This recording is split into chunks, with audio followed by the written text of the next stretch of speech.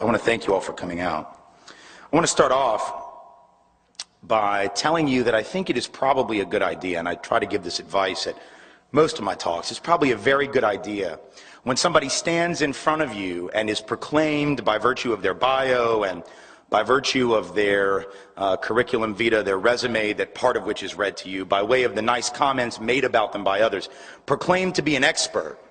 It's probably a very good idea to ask yourself why it is that you're listening to that person and not somebody else. In this culture, we are led to believe that if someone stands before you, a proclaimed expert, that it must be because they are indeed the brightest bulb in the box, that they know something that the other people don't know. I am not standing in front of you, and you are not listening to me because I am the most informed person in the country on racism or white privilege, not because I am the best speaker on those subjects. I am fairly good, and I intend to demonstrate that to you amply in the next hour. It is not because I am the best writer on the subject, though I am okay with that as well. It is instead because and I know this, fit the aesthetic that is needed on too many campuses and too many communities around the country in order to come in and to give this talk. Nothing that I am going to say tonight, or at least very little, originated in my head. Nothing, or at least very little, of what I say tonight is in fact new. Almost every single thing that I'm going to say this evening is wisdom that has been shared with me either patiently or sometimes not so patiently by people of color who have in almost every instance forgotten more about the subjects of racism and white privilege since breakfast yesterday than I will likely ever know. And yet they will not be asked to give 85 engagements around the country this year or next on this subject. Not because they have not the wisdom to do it, but because privilege, the subject that I'll deal with tonight, bestows upon me that advantage. And so as a matter of responsibility and accountability, I have to own that up front so that when you go away from this evening thinking to yourself, my goodness, that was good. And I'm sure that's my subliminal way to tell you you're going to think it's just great. And when you go away from here thinking that I have filled your heads with all this great knowledge and wisdom, please know that it is not mine. And the next time you hear it from a person of color, the next time it is shared with you, for those in the audience particularly who are white, the next time it is shared with you by a person of color, as it will be and as it has been in one form or another, please listen to it. And please know that it is from that source that I get virtually all of my material. We will know that we have made progress only on that day when a person of color can get up and give the talk that I'm about to give and be taken half as seriously as I expect to be taken. It's interesting to see so many people come out to these events, because to hear some people tell it, you would think that this conversation was almost wholly unnecessary. To pay attention to the American political process and what the candidates for this nation's highest office have to say and not say about the issues that are of importance to them, and thus we are to presume importance to the nation, you would get the impression that the issue of race, that the issue of racism, that the issue of discrimination, and certainly that the issue of white racial privilege were non-existent issues, that they were of really no importance or very little importance, because you will not hear and have not heard any of the candidates for presidency of the United States in either party of whatever political ideology make this an issue. Yes, they talk about poverty, and occasionally they talk about schooling and education. They talk about health care. They talk about all of those things, but not once have any of those candidates tried to directly connect the role that racism, the role that racial discrimination, the role that institutional racial oppression and white privilege play in regard to health care, in regard to housing, in regard to schooling, in regard to poverty. It is as if those issues exist in a vacuum and have no relationship to color, have no relationship to race, have no relationship to a history of racial subordination. What does it say about our nation's political process and about our nation's political and social culture that none of these candidates for office has seen fit to tell the American public the following things, all of which you would think would be campaign issues of some importance, at least to some people, and yet they won't say them? Why is it that none of them mention that it was last year, 2006, not 1996, not 1986, not 1976 or 66, but 2006, which witnessed the highest number of race-based housing discrimination complaints in recorded history, The Fair Housing Act was passed in 1968, the year of my birth, and yet it was not 1968 that witnessed the highest level of discrimination complaints based on race. It was 38 years later, in 2006. What does it say about our culture and the politicians, the choices we have been given for leader of the so-called free world, that none of these candidates sees fit to mention as they talk about health care, which subject they do talk about with some regularity? What does it say that none of them have seen fit to mention the research that was published in the American Journal of Public Health in 2004, which had looked at 10 years of excess mortality data for African Americans from 1991 to 2000, looking at the number of black folks who had died above and beyond the number that would have died but for their blackness, in effect, and the social and economic conditions that ascribe and essentially adhere to blackness in this country.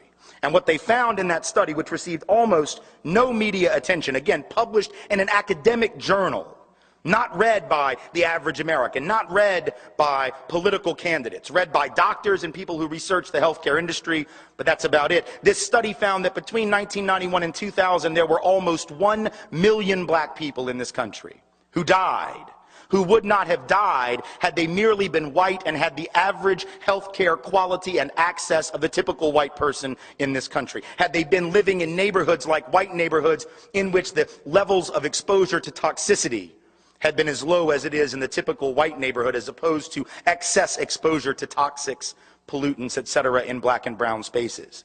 Almost 1 million excess dead people, in this case black folks, who wouldn't have died had the system of healthcare access and exposure to toxics been equal between white folks and black folks. How is 1 million dead black people not news? You see, if James Byrd gets dragged to death behind a truck in Jasper, Texas, you will hear about that, and well, you should. If one individual is the victim of a vicious hate crime, you will hear about that, and well, you should. But if nearly 1 million people die, not because of bigotry, not because of hatred, not because of some white supremacist organization, but because of systemic and institutionalized injustice, you will not hear anything. How is it not news, and why are no candidates mentioning that according to the Department of Justice, in a study released in 2004, black and Latino males are 3 times more likely than white males to have their cars stopped and searched for drugs, even though white males are 4.5 times more likely to actually have drugs on us on the occasion when we are stopped? Now think about that. Because that suggests that racial profiling is not just racist. We know that. That is redundant. But it's also pretty stupid-ass law enforcement. Or is it? Because I guess it's only stupid if you think the purpose of the war on drugs is actually to get drugs off the street. Because if that were the purpose, putting aside whether or not we ought to deal with a medical and a health problem known as drug addiction with war metaphors in the first place, different lecture for a different night. Even if we assume that that is a good policy, let us be clear that that is not what we're fighting. We're not fighting a war on drugs, because the first rule of any war is to go where the enemy is. And if the white folks are the ones with the drugs in the car and the black and brown folks are the ones getting stopped, the people fighting this war are either supremely stupid or just have, really bad short-term memory. Like they keep forgetting, oh damn, I pulled over another guy named Martinez. I keep forgetting it's white people, damn it. I got to write a note and put it on the dashboard. I don't know what's wrong with me. Maybe that's it, Or maybe it's something else. I do trainings with law enforcement, not a hell of a lot, for reasons you can probably guess. And I ask law enforcement officers, what's the first thing you think when you see a young black or Latino male driving a nice car in your neighborhood? And they all, without fail and without exception, will say drug dealer. I then ask them, what's the first thing you think when you see a young white male, same age, driving the same kind of car in that same community? And they will say, without exception, without hesitation, without fail, spoiled little rich kid, daddy probably bought him a car. Keep in mind, we have been together for about 90 seconds of the workshop at this point. We have 2 hours left, and they have just outed themselves as racist, because what they have said is that they are making snap judgments on the basis of only color, that work to the detriment of people of color, the benefit of white people, we still got 2 hours to go, so you know it's going to be fun from that point forward. These are people sworn to protect and to serve. It's right there on the car, right there on the side of the car. And in the first 90 seconds, they are acknowledging these racial biases. How is that not an issue? How is it not an issue that according to that Justice Department report, while black and brown folk are having their wheel wells ripped apart on the side of the road, their trunks splayed open, their dashboards ripped apart in the search for drugs which aren't even there, white people like me, notice I said like me because I'm not trying to tell you anything about me that you don't need to know and for which the statute of limitations has not yet expired, are driving by the roadblock with a trunk full of weed, and we're just waving. Because we're not suspected, therefore we're not detected, therefore we're not punished. How is that not an issue? How is it not an issue that the typical white family in America, thanks to this history, this legacy of institutionalized oppression for some and advantage and privilege for others, how is it not news that the average white family in America, not the average rich white family, the average white family has 12 times the accumulated net worth of the average African American family, 8 times the accumulated net worth of the average Latino family, in large measure because those white average families have had parents or grandparents who, even if they didn't have much, even if they were not rich, nonetheless were able to procure a little house, a little property, maybe with an FHA or a VA loan in the middle of the 20th century, loans that were all but off limits to people of color as they gave hundreds of billions of dollars worth of assets and equity to those who were white. So that even white working class families on average, even white families with less than $15,000 a year in annual income, which depending on family size, that is technically legally the poverty limit. And yet the average white family with low income, less than $15,000, has the same average net worth as the typical black family with $60,000 or more in annual income. So that even those African American families that are professional, good jobs, occupational status, good educations, etc., and pretty good incomes are still in worse shape in terms of wealth and assets, material goods, which are really what matter in the long run. Your income, if you're dependent on that, you're one paycheck away from nothing. If you don't have assets, if you don't have wealth, if you don't have something accumulated, your income means very little. In the case of an economic downturn, and these working class white families who are struggling, make no mistake about it, nonetheless are on average going to be better off than those black families with 4 times as much annual pay. How can that not be an issue? I am suggesting to you that the failure to talk about race, the failure to talk about racism and inequality on the basis of color, feeds the denial that is already far too prevalent among the white community. And having been white all of my life, I've been surrounded by that denial for a very long time.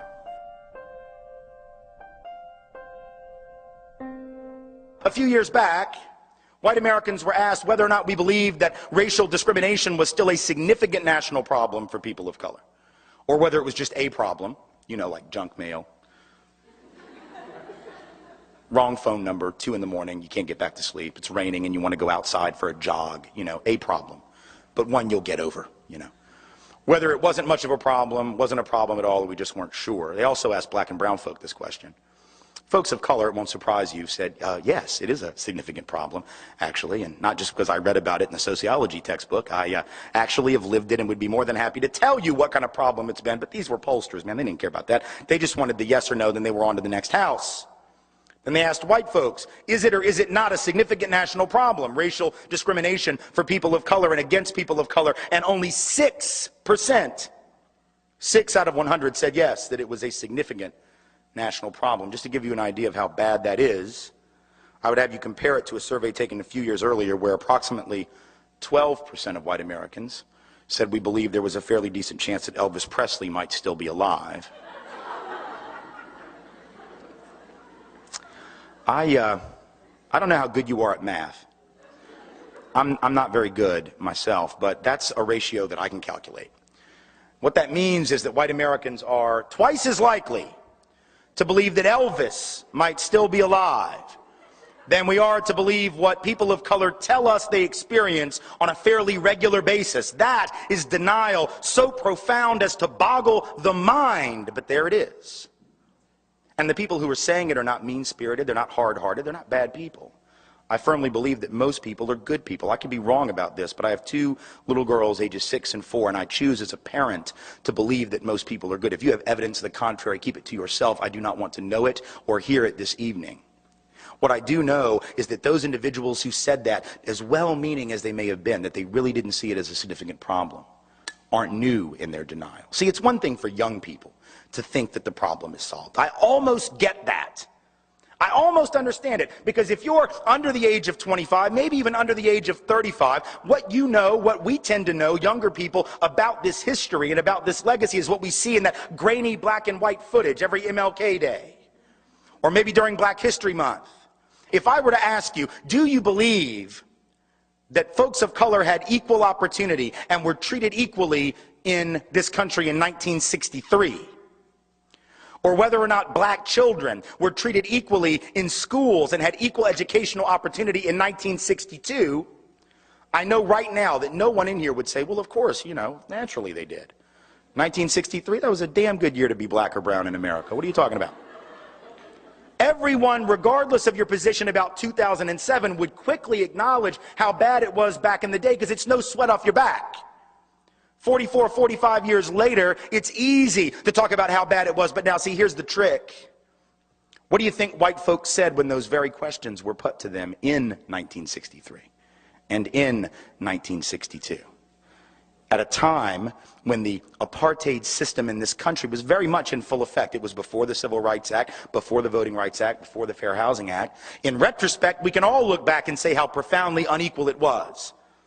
How profoundly unequal it was. And yet when white folks were asked, some of them our parents, our grandparents, great uncles, great aunts, these ancestors of ours, right, were asked the very same question in 1963. Do you think that people of color, they didn't use that term, it said racial minorities. Do you think that racial minorities are treated equally in your community? And 80% of white folks said yes.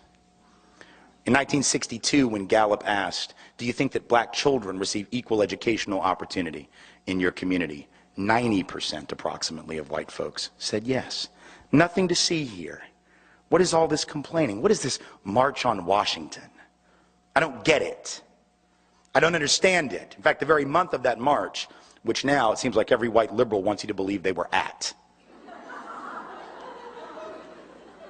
The very month of that march, white folks were asked by Newsweek what they thought about it. They said, 2/3 of whites said that Dr. King and the movement were pushing too far, too fast, asking for too much, and too soon.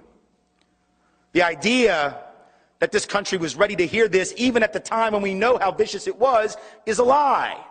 What does it say that white folks were in denial in 62 and 63? What does it say that if you'd gone back to the 30s and asked the question? You think white folks were clear then? The 1890s, what did white folks say? Those southern editors of newspapers where I'm from, they would say, well, we get along fine with our Negroes down here if you Yankees would just leave us alone and stop messing in our business. Go back to 1850 and read what Dr. Samuel Cartwright, a well-respected member in good standing of the medical profession in this country, said. Not only was racism not a problem, there wasn't even a word for that yet, slavery wasn't a problem, so much so that he decided that any slave who would run away obviously had a mental illness. Because you'd have to be crazy to run away from bondage. So he came up with a term, he called it drapetomania. Don't even know what the root of that is, don't want to know, don't understand where the word came from, but that's what he called it, drapetomania. You must be crazy, you must be mentally ill to run away from your loving master. Denial. In every generation, 2007, 1963, the 30s, the 1890s, the 1850s, my point being that in every generation, members of the dominant group have said there is no problem. And in every generation, without fail, we have been wrong. And in every generation, people of color, those who were the targets of that oppression and subordination, have said there is a problem. And in every generation, without fail, they have been right. So the question for us today is, what are the odds, honestly, that people of color who have never gotten it wrong have suddenly lost their frickin' minds and have suddenly become unable to see truth and to separate it from fiction? And counter to that, what are the odds that white folks who have never gotten it right yet have suddenly become highly, highly perceptive? The odds are pretty long. And again, it's not because white folks are insensitive or hard-hearted, let alone stupid, but it is that those of us who are white have the luxury of not knowing black and brown truth. We don't know because we don't have to know. We are not tested on it. If I don't know what people of color experience, what happens to me in this country? Virtually nothing. But if people of color don't know my reality, if people of color don't know white reality better than white folks have to know it, if they cannot regurgitate it to us better than we would ever be able to regurgitate it to ourselves, all hell breaks loose. So people of color are going to have to know white history, white literature, white art, white theater, white poetry, white drama. I know we don't call it that. That's sort of the point. When your stuff is the stuff against which everybody else's stuff is compared and found lacking, you don't have to name it. It's just the norm. That's why, for those still confused, we don't have White History Month, because we have several. They go by the tricky names of May and June, July, August, September. Pretty much any month that we have not designated as someone else's month, that's White History Month. But we take it for granted because we don't have to know other folks' reality. That's a privilege. That's an advantage. That's a head start. And it's one we must think about. See, that's the other piece of this, right? It's one thing for white folks to acknowledge racism. Because, you know, white liberals will. God bless them. White liberals will acknowledge that racism is real. Oh my goodness, we should do something about that. Yes, we should. It's terrible, that racial profiling, that housing discrimination. My goodness, it's awful. Yes, it is. But just because we acknowledge racism and discrimination doesn't mean that we'll necessarily acknowledge the flip side of that. Doesn't mean that we will acknowledge that for everyone who's targeted by that discrimination, which we're willing to admit exist, there is somebody else not being targeted, guess whom?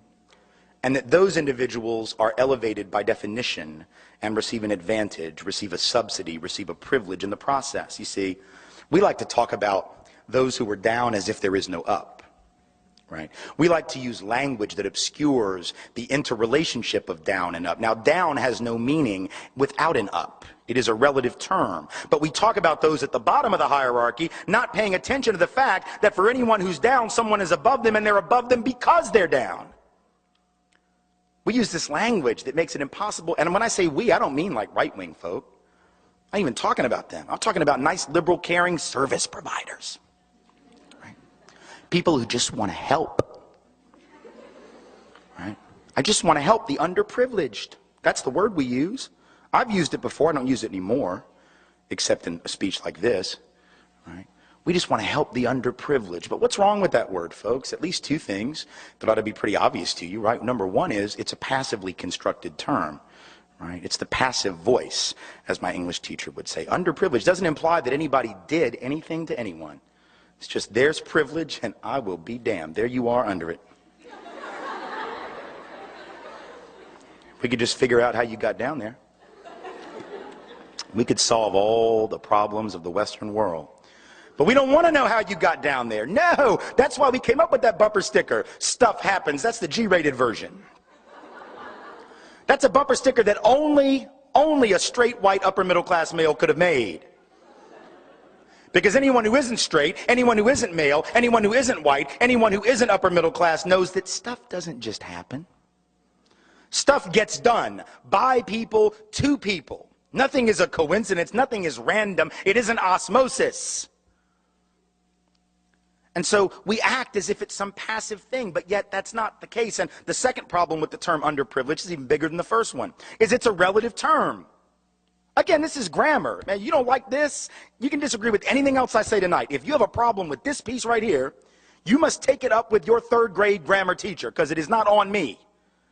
If we use the word underprivileged, then by definition there must be an overprivileged, but we don't use that word in polite conversation. Indeed, it doesn't exist in any dictionary to be found on the planet. If you don't believe me, go back to your res hall, go back to your apartment, go back to your home, go back to your place of employment, And tomorrow I want you to punch in 2 little words. The first one, underprivileged. Make no mistake, your spell check is going to recognize that word.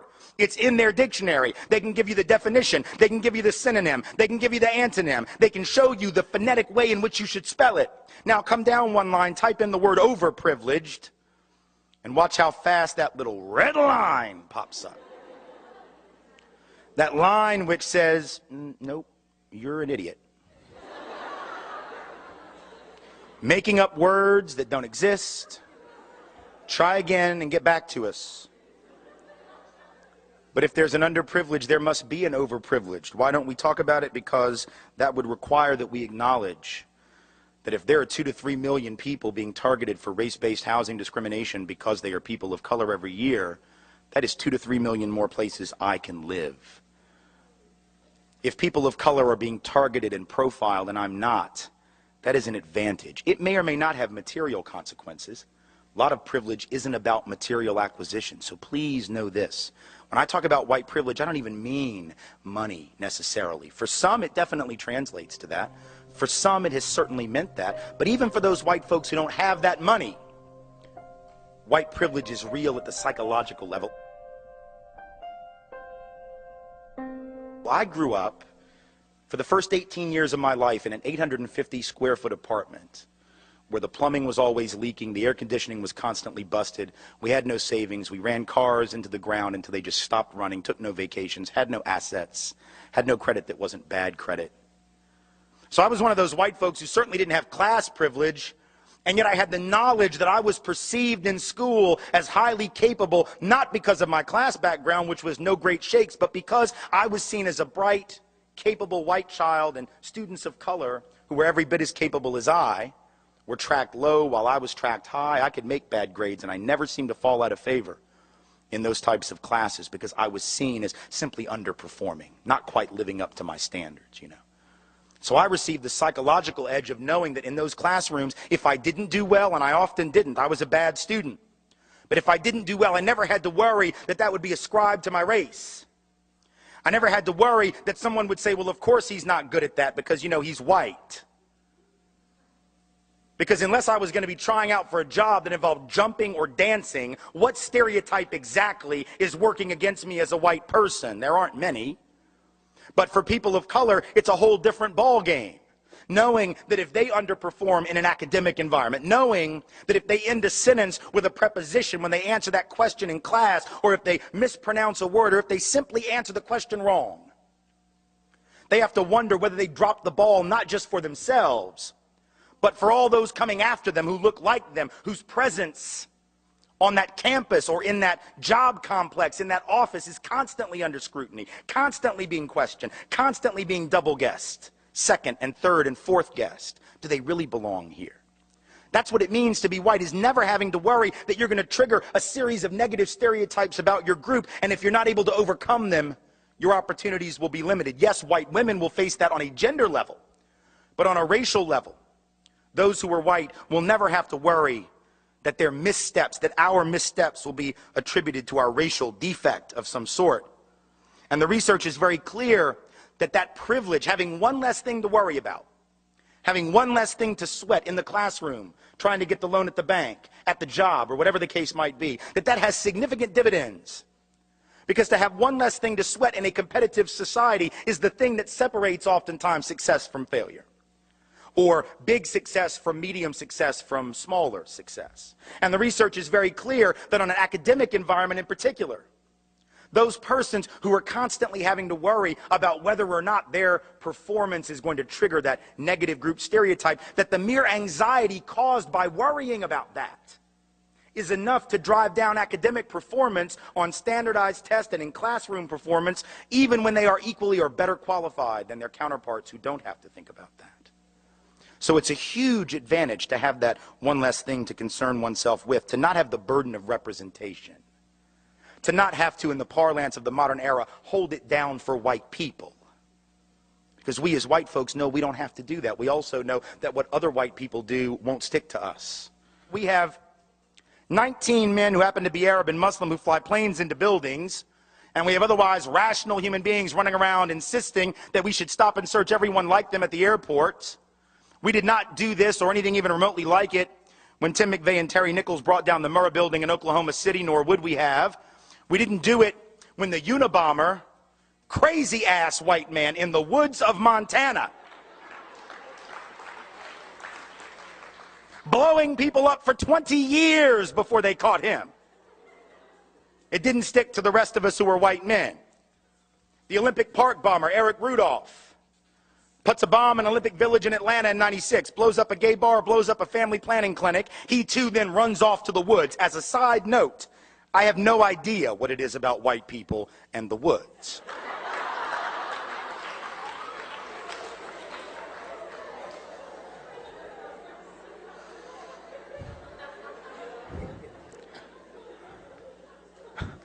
But whatever it is, probably explains why black folks don't do a lot of camping.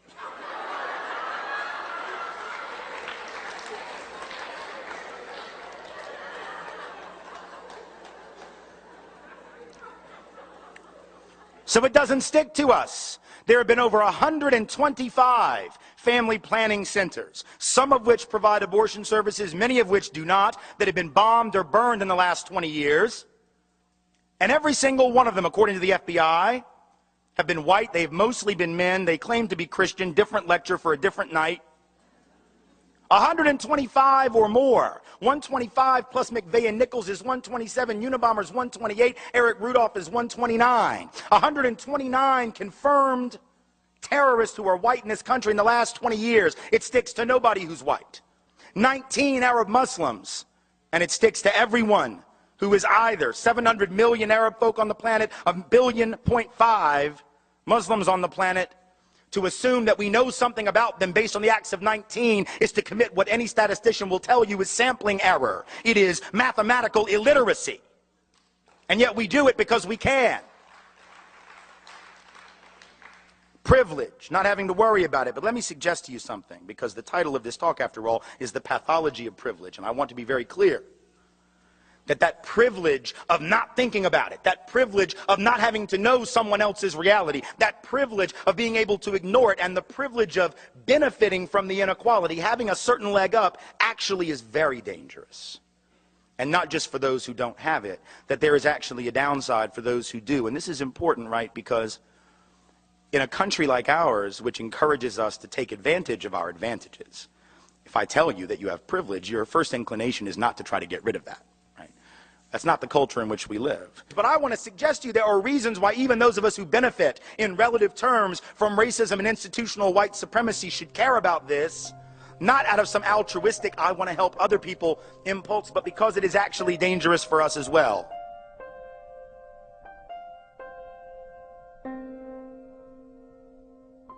Because if you know the history of the whole concept of whiteness, if you know the history of the whole concept of the white race, where it came from and for what reason, you know that it was a trick, and it's worked brilliantly. See, prior to the mid to late 1600s in the colonies of what would become the United States, there was no such thing as the white race. Those of us of European descent did not refer to ourselves by that term really ever before then. In fact, in the old countries of Europe, we had spent most of our time killing each other. We didn't love each other. We weren't one big happy family. The side of my family that comes from Scotland, hell, they didn't even worry about fighting people outside of Scotland. Highlanders and Lowlanders just fought the hell out of each other. So there was no white race, but in the colonies of what would become the United States, what did we see in the 1660s, 1670s? We began to see that Africans of indentured servant status, many of them not enslaved yet, they were not necessarily permanently enslaved. Some were, others were indentured, like many poor Europeans, for periods of 7 to 11 years. They could work off their indenture, and then they would be free labor, technically. Realized, as did the white indentured servants, the Europeans, who hadn't even been called white yet, that they had a lot of things in common, like the fact that they were all getting their clock cleaned by the elite. And so they would get together, more than our history books taught us, to foment rebellion against the elite, to try to get a better deal for themselves on the basis of economic necessity and economic justice. And what did the elite do? When you see that you're outnumbered by black and white folks who are penniless, landless, peasants, you have to do one of two things. You either have to kill them all, but you can't do that because who's going to work? Rich folks weren't going to. They had to get poor people to work. The whole point was to be a person of leisure back in those days. That was the goal, was not to work. So you couldn't kill them all. You didn't want to kill them all. You had to do the work yourself. You had to build your own levee, build your own house. No. Pick your own tobacco, harvest your own cotton. No, we're not going to do any of that. So you can't kill them, but you can co-opt them. And so the elite in Virginia, for example, in the colony, begins to give certain carrots to people of European descent, saying things like, you know, we're going to let you own a little land. Not much, but just a little. And we're going to get rid of indentured servitude. Now you're free labor. And by the way, once you're free labor, you get 50 acres of land. Just because you're free labor, see? So we're going to cut you in on this deal. We're going to let you enter into contracts. We're going to let you testify in court. And here's the best of all. We're going to put you on the slave patrol to keep those people in line, right? The idea was you're still going to get your clock cleaned. We still don't like you. We still aren't going to really empower you or change your economic subordination, but we're going to make you honorary members of this team, and you're going to help us keep those other people down. And so they got a little taste of power, and it did effectively divide and conquer those coalitions. Those rebellions began to stop almost instantly. Fast forward to the Civil War era, you have rich white folks in the South, where I come from, standing up and openly admitting that the reason they're prepared to secede from the Union, and the only reason they ever articulated publicly, ever, was to maintain and extend slavery and white supremacy not only where it already existed, but into the newly acquired, that is to say, stolen territories from Mexico to the west. That was what they said. Now we lie about it. We say it wasn't about slavery, that it was about states' rights. Yes, the right of the states to keep and maintain slaves, exactly. But back then they had no shame, so they didn't try and cover it up. They openly said it, but once again, the rich didn't want to go do the work. Are you kidding? No. They're going to get poor people to go fight for them. And the poor folks didn't even own slaves. Now think, how do you get poor people who don't even own the shirt on their back, let alone slaves, to go fight to keep your slaves for you? You've got to convince them that their skin is more important than their economic interest. Because think about it, if I am a farmer who has to charge you $1 a day or $2 a week to work on your farm and harvest that tobacco or pick that cotton, but you can get a black person to do it for free because you own them, who's going to get the job? Not me. In other words, slavery actually undermined the wages and the wage base, the economic floor of the typical white working class or low-income person. But they were told, if these people are freed, they're going to take your job. No, fool, they got your job. That's the point. And so at some level, again, working class white people being harmed by white privilege, relatively being advantaged, right? Being given a leg up, being given a membership to the club, but in absolute terms being kept economically subordinated by the very thing that gave them a sense of superiority. How's that for irony? Then in the present era, this hasn't stopped. This is not ancient history. Now we have people running around insisting that we should close the border with Mexico because if we don't, the wages of working class people will continue to fall. The implication being that the only reason workers are paid like crap in this country is because the border is open. But if you believe that, you would actually have to believe that if that border were closed, that all these owners of capital and industry would just say, oh, well, you figured us out. Here, it's a raise. Do we really believe that the only thing keeping bosses from paying people more is the presence of low-wage, medium, semi-skilled labor from south of this artificial border? Is that really what we believe? We know that if that border is closed, it isn't going to be closed to capital. It isn't going to be closed to goods. If you have a border that can be crossed by capital looking for the highest return on investment or goods looking for the highest price, but labor is chained to its country of origin, how is that going to work to the benefit of working people? By definition, it doesn't. By definition, it immiserates the working class. Divide and conquer. But the best example of all, perhaps, in the contemporary era, in the greater New Orleans area after Katrina. Here you have two communities that were the most hard hit. The lower Ninth Ward, mostly black community, 94% African American, about 40% official poverty rate, heavy working class community. And right across the canal, St. Bernard Parish, Chalmette, 95% white, also working class, high levels of poverty, economically very similar. And at the end of the day, in those first few days of September 2005, more similar than they probably would have realized. Because when those levees broke, they all got their stuff jacked. They all got their stuff destroyed. But if you had asked white folks in Chalmette, and I've done it, Who was the cause of the problems in the greater New Orleans area? Prior to that flooding, they would have pointed across that canal at those black folks, wouldn't have called them black folks, and would have said, there, that's the problem. 70% of the white folks in St. Bernard Parish voted for David Duke, white supremacist, neo-Nazi, former head of the largest Ku Klux Klan group in the United States when he ran for governor in 1991. 7 out of 10 gladly voted for him because he was blaming black folks for all of their problems, and they bought it. What's the irony? The irony is that while they were blaming black people for their problems, while they were blaming black people for the conditions of the greater New Orleans area in which they lived, nobody was paying attention, least of all they, to the fact that these white elite politicians, either in Baton Rouge or in Washington, whose job it was to secure those levees, to make sure that levee funds were spent in the proper way and that they were spent at all, those mostly white and mostly elite politicians did nothing. At the end of the day, it wasn't just the black folks in the lower ninth ward they didn't care about. They really couldn't have given a rat's ass about those poor and working class white folks either. And yet, when the people of Chalmette, people of St. Bernard Parish got back into session, first time they had a city council meeting, parish council meeting after the flooding, the lights aren't even on yet. The water isn't even hooked up. And the first order of business was to pass an ordinance saying that you couldn't rent property in St. Bernard Parish to anyone who wasn't a blood relative. Now, I'll leave it to your imagination as to why you'd want to pass a law. That law had never existed before. But now that it's been emptied out and you don't know who might come back, that's a damn good way to keep black people out, isn't it? Because if you're 95% white to begin with, if you pass an ordinance that says that, that's a great, you can't say no blacks need apply. You can't say no blacks allowed, but that was an ingenious way to get around the law. Now, they got caught.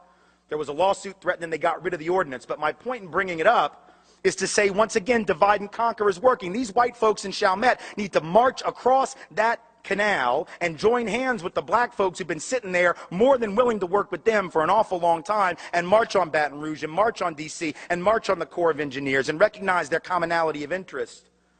But the whiteness and the lure of whiteness has tricked these have nothing in their bank account white people into believing that they got more in common with the rich white folks on St. Charles Avenue that didn't lose anything in that flooding than they have in common with the black working class folks who live about 500 yards away.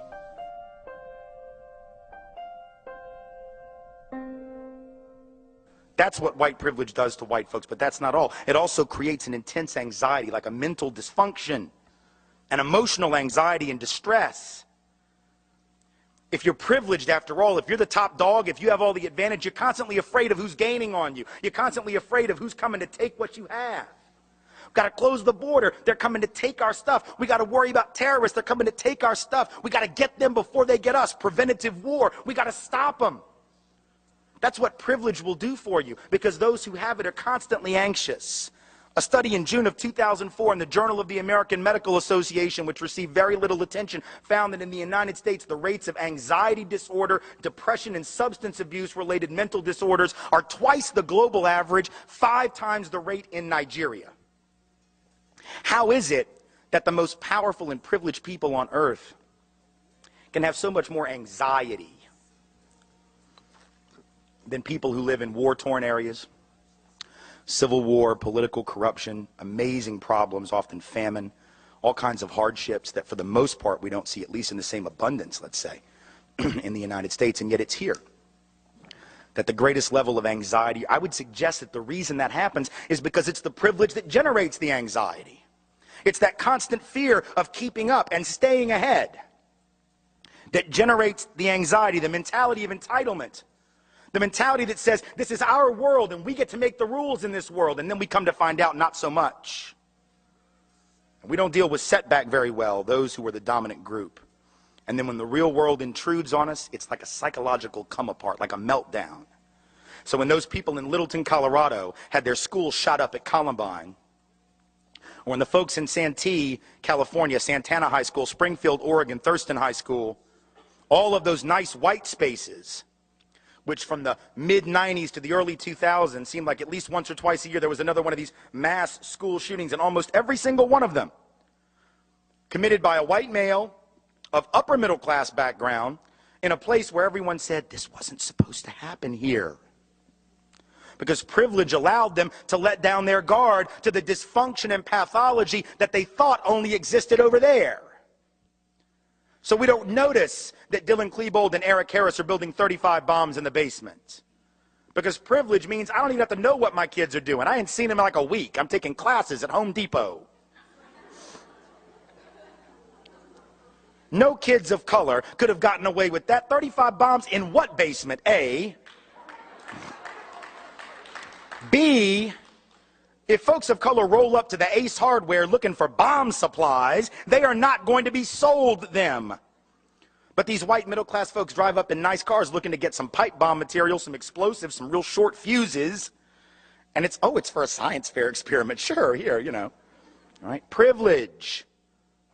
Usually it works out pretty well. 364 days out of the year, it goes okay. But if day 365 is April 20th of 1999 and your kid goes to Columbine High School, you really don't care much about the other 364. Because when you have that privilege of living in that bubble and you don't have to think about what you don't have to think about, remember, there may come a time when you have to think about it. When 9/11 happened, notice the different ways that white folks and folks of color by and large reacted. Oh, everybody was scared, everybody was angry, everybody was upset, everybody's freaking out. But now, there were only some folks who went in front of microphones and said the following, and they were all white that I saw. Why do they hate us? Why? Why? Why would anyone hate the United States of America? I don't get it. See, people of color, they didn't say this.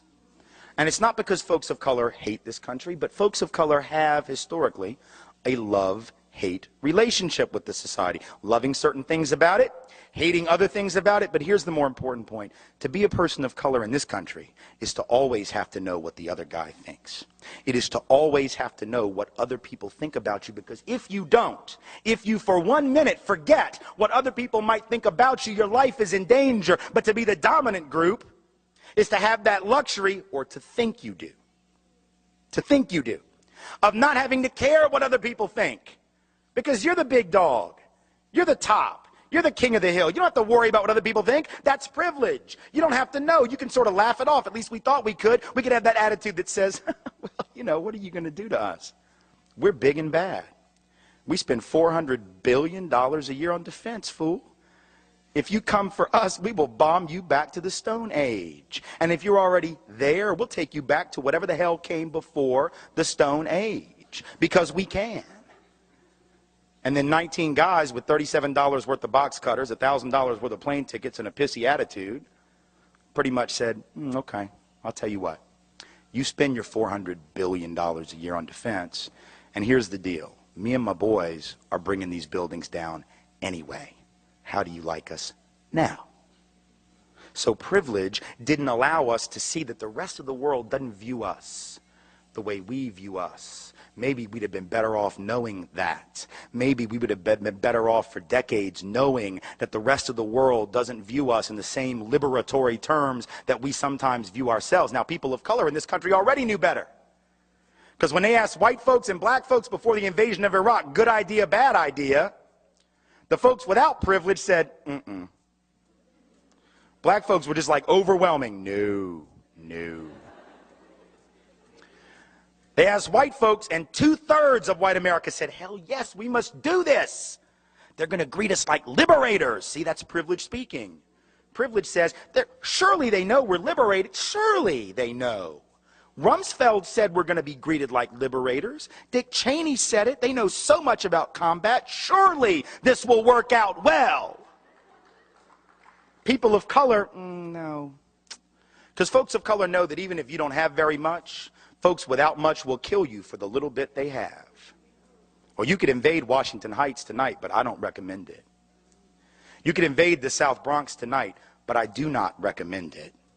Because the folks who were there may know full well they don't have much. But they will indeed kill you to keep what little bit they have. And see, victims have long memories. And so the people we claim to be liberating don't forget that their oppression came at the hands of a man that we supported all of those years. They don't forget that. But those who create that victimization have short memories. We have the luxury of forgetting, so we go in because privilege says it'll work. Privilege says it'll work. Privilege says it will work. And then we come to find out maybe it doesn't work as well as we thought. And maybe we should have listened to the folks without privilege, who know a little bit more about how oppressed people respond to invasion. Invasion doesn't bring liberation, and black and brown folk know it. They've been there. They've done that. But the privileged had this luxury, and I remember 3 days into the war, getting an email from a guy who was angry at me for having written some anti-war essays, and 72 hours in, he's writing me an email, and he's saying, see? 72 hours into the war. This is what kind of channel surfing culture we are. 3 days of war, and we're winning, so it's cool, you know. See, and this is what he said. He said, see, you dirty, stinky, no bath taking, Birkenstock wearing, hippie, anarchist, communist, you were wrong. I said, really? How do you know that we were wrong? Well, because it's going, look, we're winning. They love us. I said, really? How do you know that they love us? And he said, well, I opened the paper today and there was this great AP photograph right there on the front page of a little Iraqi kid giving the thumbs up to the soldiers, our soldiers. See? So they love us. They are greeting us like liberators. You all were wrong. I said, okay, and I'll tell you, or I'll ask you what I asked him. Again, a cultural competence quiz. What do you think this means in Iraq? Do you know what this means throughout the so-called Middle East and much of North Africa, Egypt up? It does not mean, keep up the good work. I love what you do. This instead is the functional equivalent of flipping you off. So this 5-year-old child is punking our entire nation.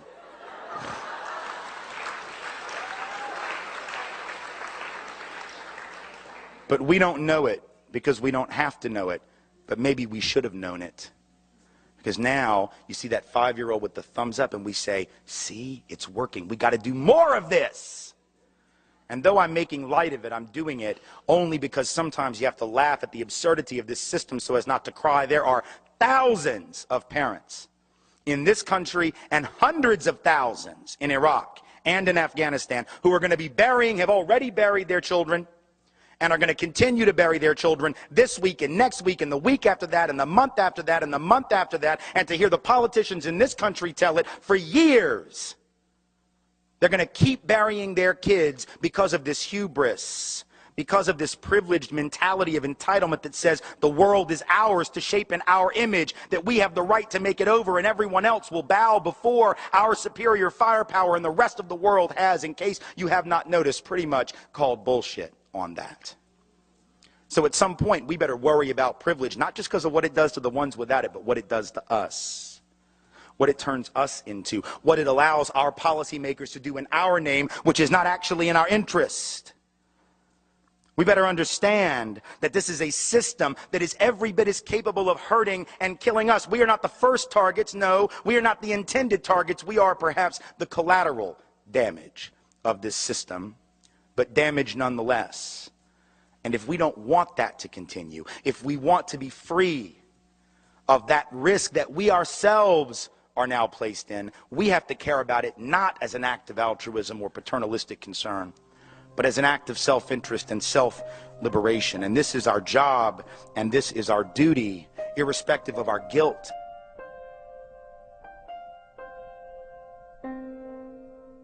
See, it is very important, and I want to close with this before taking questions. I want you to know that this has nothing to do with guilt. I realize that none of the people in this room and none of the people in the other rooms to which I speak every single week in this country somewhere are the ones who themselves, individually, or even collectively, are responsible for the creation of this system of inequality, of privilege, of oppression, of marginalization, and that is not the point. I know we didn't create it, but we are here now, and we inherit the legacy of that which has come before. If you were to become the chief executive officer of a company one day, you would not be able to go in to that company and call your chief financial officer on the phone and say, you know what? I want to look at the books. I want to know how much we have, what our assets are, what's our revenue stream. I want to know all that because I want to take us to new and greater heights. And so you ask the CFO to come in and give you the PowerPoint presentation, the spreadsheets, and she comes in with all of this technology and all of this data and gives you the presentation. Here's our assets. Here's our revenue stream. Here's our outstanding debt. What do you think? You wouldn't be able to look at that CFO and tell her, you know, I really like your presentation. It's great to know we have all these assets and some really amazing income coming in. But the next time I ask you to come and show me that, don't bring me the debt material, all that stuff about what we owe, because see, I wasn't here when y'all ran that up. That was that other guy. That was your last chief executive officer. The debts of those older leaders, those are on them. Have them pay them. I'm going to make use of the assets, oh yes. I'm going to make use of the income, oh yes. But I'm not going to pay the debts because they're not mine. You couldn't do that. You'd be ushered to your car by security. But that's exactly what we do as a society, isn't it? We say, the debts are not ours. Oh, the glory is ours. All the stuff that we've accumulated as a nation and as a people, that's ours. We don't mind living in the past as long as it glorifies us. That's what history books do. That's what July 4th is. We just don't want to own up to the part that's less flattering because we feel guilty, but it isn't about guilt. It's about responsibility. Those two things are not synonymous. If we don't know the difference, we should look it up. When we get tired of living in the funk, in the residue of that which has been given to us by others, with no regard for the impact and the damage that they would do to us and to our children and grandchildren and great-grandchildren if and when we are lucky enough to have them. When we get tired of living in that residue, in that funk, and saying enough, then we'll get busy cleaning it, not because we created it, but because we're the only ones left to do the job. And if we don't, we will be back, or our children and our grandchildren and our great-grandchildren will be back in rooms just like this one in generations to come. But I assure you that if they inherit this legacy, as we have inherited, the stakes will be far greater, the risk will be far greater, and the odds of success and victory at creating justice and opportunity for all will be far more remote. And so if we don't want to see that day come, it is up to us to get busy. It is up to us to take responsibility, not because we are guilty, but because we are here. Thank you very much and take care.